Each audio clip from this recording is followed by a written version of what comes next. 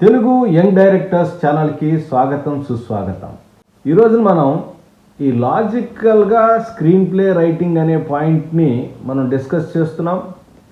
ఇంతకుముందు ఎపిసోడ్లో నేను ఒక 2 పాయింట్లు చెప్పాను. ఒకటేమో క్యారెక్టర్ ప్రిమైస్ రాసుకోవటం, ఒకటి తర్వాత కాజ్ అండ్ ఎఫెక్ట్ ఎట్లా ఉండాలనే పాయింట్ మీద చెప్పాను నేను. ఇవాళ కూడా ఒక 2-3 పాయింట్లు చెప్తానికి ట్రై చేస్తాను. దయచేసి అవగాహన చేసుకోండి. ఏదైనా ఒక లాజికల్గా స్టోరీ రాసినప్పుడు కానీ, క్యారెక్టర్ని డెవలప్ చేసిన కానీ, లేదా క్యారెక్టర్ యొక్క యాక్షన్స్ లాజికల్గా ఉన్నప్పుడు రియాలిటీకి దగ్గరగా ఉండి ప్రేక్షకులు మంచి ఎమోషనల్గా ఫీల్ అయ్యి చక్కగా కథలో ఇన్వాల్వ్ అయ్యి వస్తారు. ఎప్పుడైతే ఇల్లాజికల్గా వాళ్ళ యాక్షన్ కానీ, మనం రాసే సీన్లు కానీ, సీక్వెన్సెస్ కానీ, కథ కానీ, లేదా మన కాన్సెప్ట్ కానీ ఉన్నప్పుడు వాళ్ళకి ఇల్యూజన్ బ్రేక్ అయిపోయి, అంటే ఇల్యూజన్ అంటే ప్రేక్షకులు వాళ్ళ ప్రపంచంలోంచి మన కథ అనే ప్రపంచంలోకి వస్తారు. ఆ ప్రపంచంలోంచి వాళ్ళు బయటపడిపోయి వాళ్ళ రెగ్యులర్ యాక్టివిటీస్లోకి వెళ్ళిపోయి వాళ్ళ ఆలోచన డైవర్ట్ అయిపోతుంది. అలా అయిపోతుంది ఇల్లాజికల్ సీన్స్ ఇస్తే. అందుకోసమని ఈ లాజిక్ అనే పాయింట్ని చాలా ఇంట్రెస్టింగ్ పాయింట్, జాగ్రత్తగా మనం రాయవలసిన అవసరం ఉంది. దీనికి అనేకమైన జాగ్రత్తలు తీసుకోవాలి. ఇంతకుముందు ఎపిసోడ్లో ఒక 2 చెప్పాను, ఇప్పుడు కొన్ని మనం మాట్లాడుకుందాం.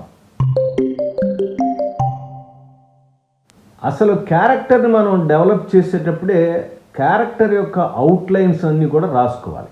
అంటే క్యారెక్టర్కి ఎట్లా మనం తీసుకెళ్తున్నాము, అంటే అసలు ఎలాంటి క్యారెక్టర్కి సంబంధించిన ప్రతి అంశాన్ని మనం ఒక డ్రాఫ్ట్ లాగా రాసుకోవాలి.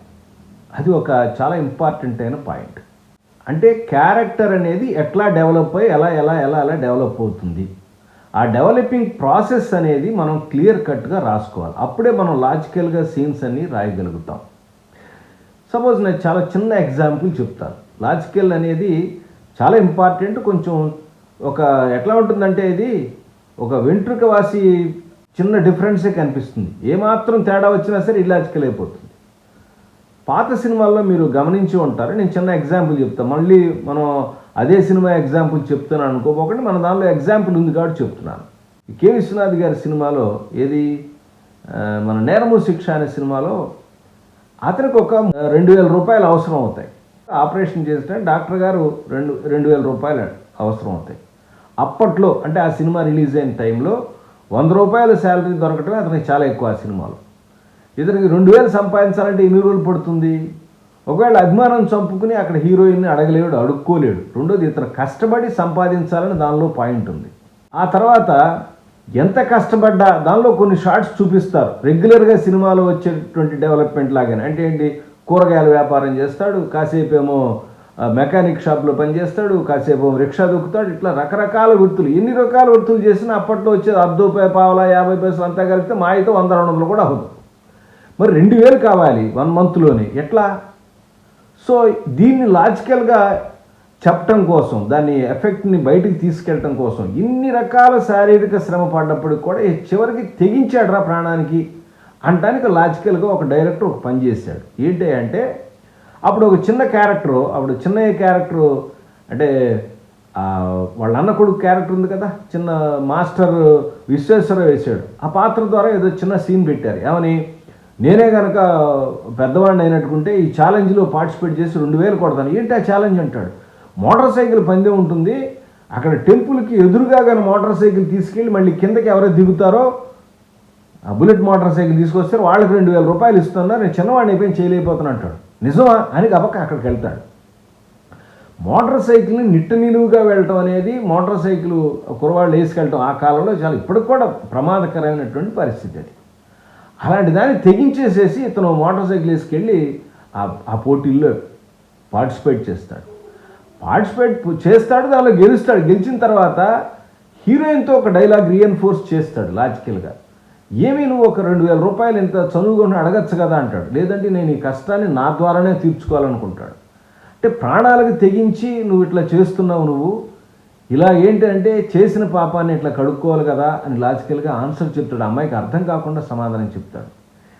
2,000 రూపాయల టక్కన ఎలా వచ్చేసిందని కబక్కన కాకుండా రకరకాల ప్రయత్నాలు చేశాడు. అంటే అప్పటి రెగ్యులర్గా ఉండే సినిమాల్లో ప్రయత్నాలే ఉంటాయి, కానీ ఇది కూడా చేయొచ్చు ఇట్లా కూడా అని ఒక లాజికల్గా అతను ఆన్సర్ చెప్పడం మనకి బిలీవబిలిటీ ఉంటుంది. రెండోది ఆ చూపించిన యాక్షన్లో కూడా చాలా టెన్షన్ ఉంటుంది. ఏమవుతాడో అంటే వస్తాడో లేదా అని ఇంటర్కట్ షార్ట్స్ హీరోయిన్ వేసి చూపిస్తాడు.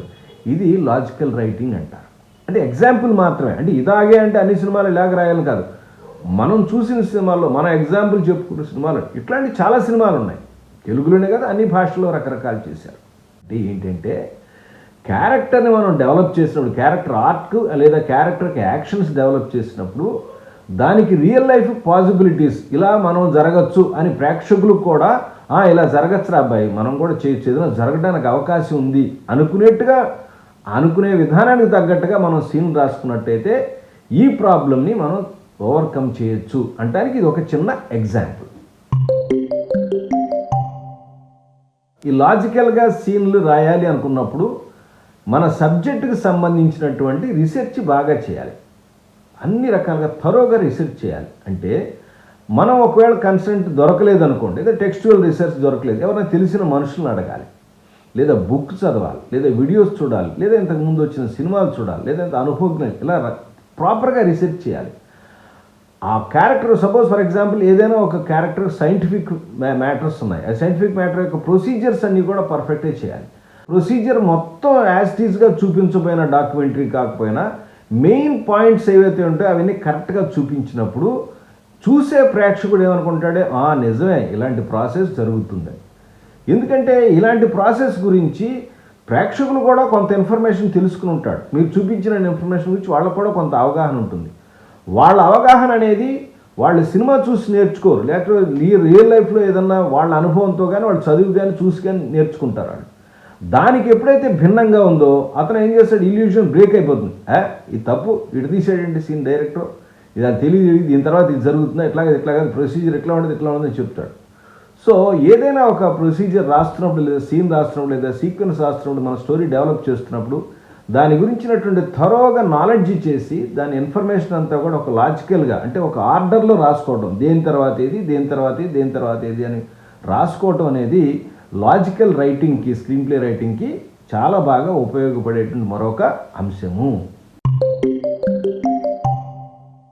మూడో విషయం ఏంటంటే మీనింగ్ఫుల్ ఛాలెంజెస్ ఉండాలి, లేదా కాన్సిక్వెన్సెస్ ఉండాలి. హీరో లేదా ఒక క్యారెక్టర్కి ఒక ప్రాబ్లం క్రియేట్ చేసాం, లేదా ఒక గోల్ క్రియేట్ చేసాం, లేదా ఒక హీరో ఒక ఛాలెంజ్ చేశాడు. ఆ ఛాలెంజ్కి సంబంధించినటువంటి అంశాలు కానీ, లేదా ఆ గోల్కి సంబంధించిన అంశాలు కానీ, లేదా అతను ఏదో సాధిస్తానని ఛాలెంజ్ చేశాడు. అతని ఎగ్జిస్టెన్స్నే ప్రాబ్లం చేసేటప్పటికి ఉన్నప్పటికీ కూడా దానిలో అతను సాధించడానికి వేసుకున్నటువంటి మార్గం ఏదైనా లాజికల్గా ఉండాలి. అంటే way how to solve it అనేది అతని యొక్క సాధ్యాసాధ్యాలను బట్టి చేసుకోవాలి. సపోజ్ ఫర్ ఎగ్జాంపుల్ మీరు ఊరికినే నేను కలెక్టర్ అయి చూపిస్తాను అని అందనుకోండి. ఒక క్యారెక్టర్ ఉంది, ఆ క్యారెక్టర్ ఒక 40 years 50 years క్యారెక్టర్ ఉంది, కలెక్టర్ అవుతాను ఛాలెంజ్ చేశాను, అవదాది. అలాగే కొన్ని అసాధ్యమైనవి ఉంటాయి, అంటే ప్రాక్టికల్గా ఉండదు. గబక్కన అట్లా అయిపోయాడు అని చెప్పి ఏదో ఒక చిన్న రూల్ ఉందండి, అలా చేశాడు ఇలా చేశాడని చూపించేసేసి గబక్కన చెప్పేస్తే జనాలకి నమ్మరు దానిలో. అంటే సాధ్యాసాధ్యాలు లేకుండా క్యారెక్టర్కి ఛాలెంజెస్ కానీ గోల్స్ కానీ డిజైన్ చేయొద్దు అని దీనిలో చెప్పడం ఉద్దేశం. అంటే క్యారెక్టర్ యొక్క బలాలు బలహీనతలు, క్యారెక్టర్ ఎంతవరకు చేయగలిగితే రియల్ లైఫ్లో ఎంత పాసిబిలిటీ ఉంది, స్క్రిప్ట్లో కొంతవరకు నువ్వు ఎంత లిబర్టీ తీసుకోగలుగుతావు అనేది ఆలోచించుకుని సీన్స్ డెవలప్ చేయవలసి ఉంటుంది.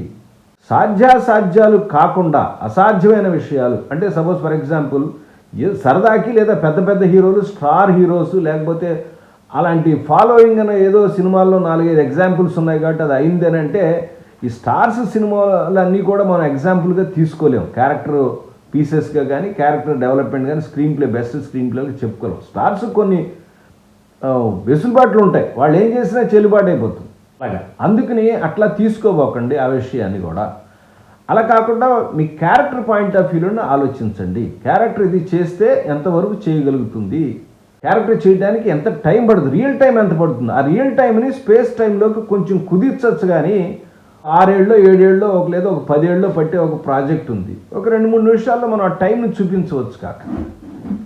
కానీ అసాధ్యమైన విషయం ఏంటంటే ఇక్కడ ట్రైన్లో ఎగుతుంటాడు, ధమ్మని ఎగిలిపోయి, లేదా హెలికాప్టర్ నుంచి పైన టక్కన దూకి ట్రైన్లో వెళ్ళాడు అనుకోండి, అది చాలా ఇదిగా ఉంటుంది. వాళ్ళు దూకలేరా, దూకుతారు, అవన్నీ ఉండదు. కామన్ ప్రేక్షకుడు ఇవన్నీ ఆలోచించడు.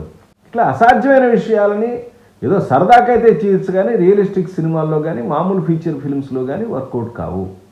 కాబట్టి గోల్స్ కానీ ఛాలెంజెస్ కానీ ఏదైనా క్యారెక్టర్ గురించి రాస్తున్నప్పుడు క్యారెక్టర్ పరిధిలో క్యారెక్టర్ మనం ఏ డిజైన్ చేసామో ఆ డిజైన్ పరిధిలోనే ఆలోచించి దానికి తగ్గట్టుగా, దాని ఏజ్కి, దాని చదువుకి, దాని యొక్క బ్యాక్డ్రాప్కి తగ్గట్టుగానే సీన్స్ని ఒక్కొక్కటిగా రాసుకు వెళ్ళవలసిన అవసరం ఉంది. ప్రతి అంశాన్ని తీసుకెళ్ళాలి. ఇవే కాకుండా లాజికల్ రైటింగ్కి ఇంకొన్ని అంశాలు కూడా ఉన్నాయి. అవి రేపు నెక్స్ట్ వచ్చే ఎపిసోడ్లో మళ్ళీ చెప్పడానికి ప్రయత్నిస్తాను. మరికొన్ని అంశాలు చెప్పడానికి ప్రయత్నిస్తాను. అప్పటిదాకా నమస్కారం.